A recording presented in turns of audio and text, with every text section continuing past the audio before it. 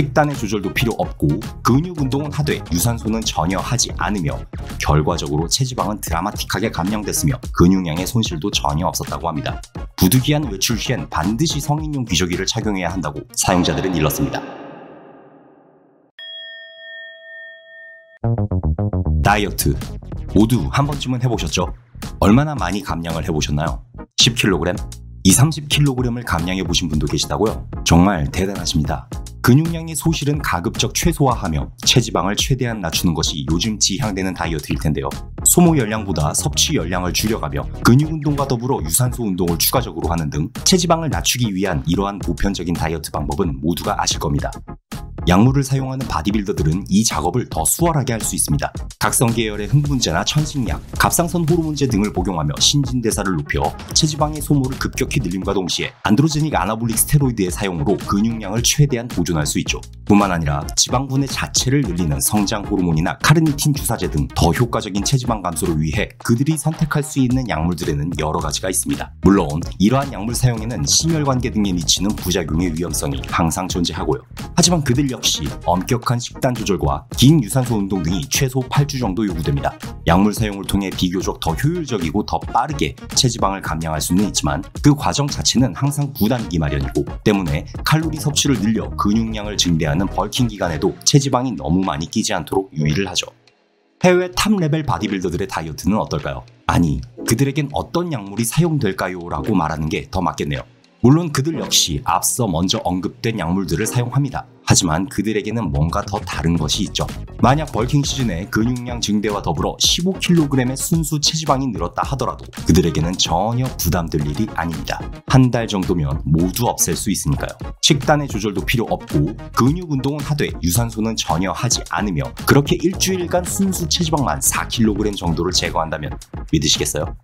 이번 영상의 내용을 이해하기 위해서는 지식이 조금 필요한데요. 여러분께서 최대한 이해하시기 쉽도록 설명해 보겠습니다. 1930년대 과학자들 사이에서는 수컷의 정액에서 어떠한 물질을 분리시키는 성과가 있었는데요. 초창기에는 이것이 전립선과 관련이 있다 간주되어 프로스타글란딘이라 명명하게 됐습니다. 그런데 연구가 거듭되며 암컷의 자궁이나 장의 평활근이 수축하는 데에도 영향을 미침 등을 발견, 프로스타글란딘을 여러 그룹으로 나누고 각각의 여러 기능들이 있음을 정립해 나가게 되죠.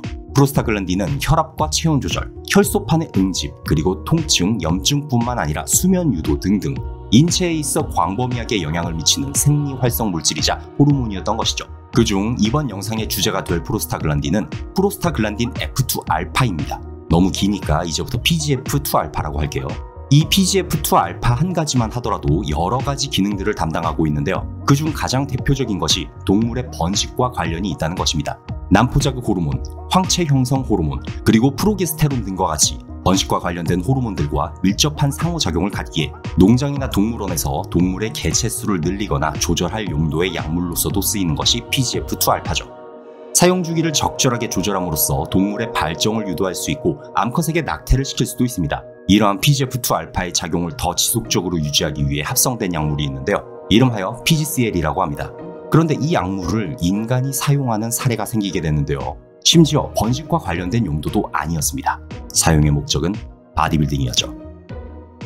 해외 탑 레벨의 바디빌더들 중에는 믿을 수 없을 정도의 초고속 체지방 감량을 보이거나 온갖 정크푸드들을 미친 듯이 먹어치워도 당장 며칠 뒤에 대회를 뛸 만한 몸을 자랑하는 사례들이 종종 있습니다. 대중들은 이를 보고 어떻게 그것이 가능한지 의아해하거나 역시 프로들의 세계는 다르다는 식의 반응을 보이죠.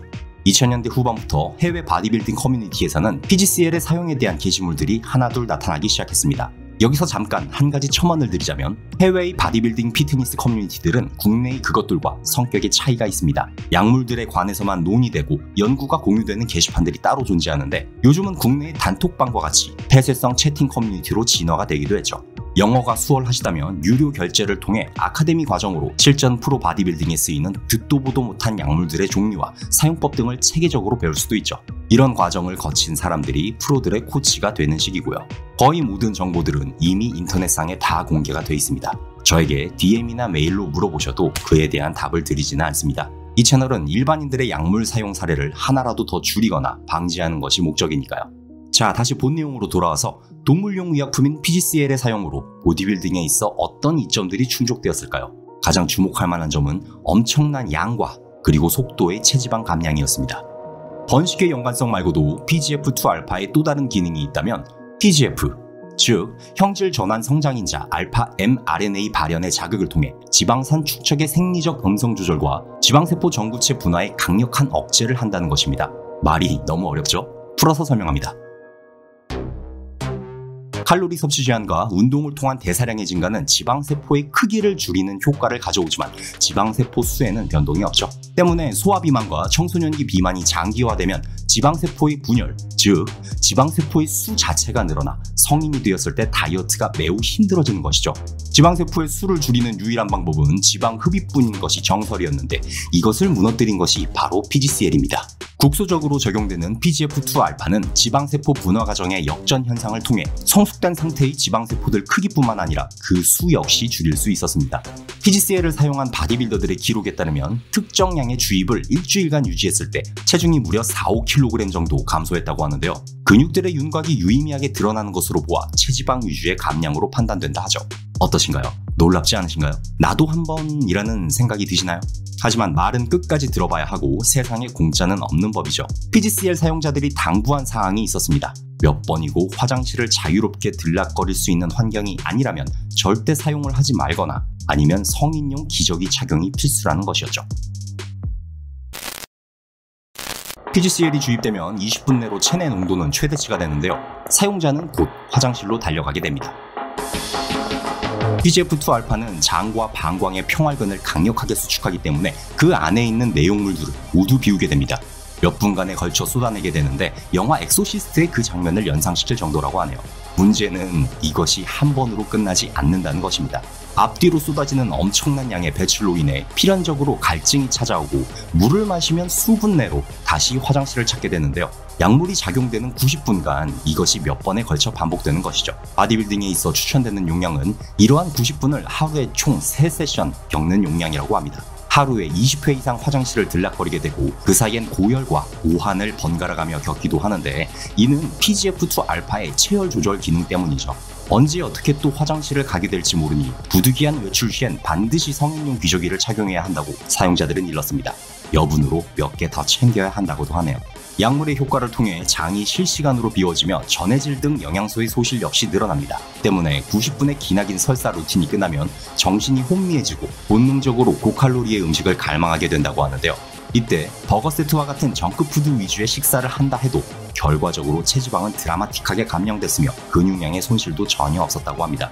그뿐만 아니라 가이노라 불리는 여성형 유방증, 즉 스테로이드 약물 사용을 통해 늘어난 유선 조직들도 PGCL의 사용으로 사멸됐다는 기록도 있습니다. 거대하면서 더 건조한 근육질의 몸을 갈망하는 극단적 성향의 프로 바디빌더들에겐 살인적인 부작용들을 감내해가며 적응할 만한 이유가 있었던 것이었습니다.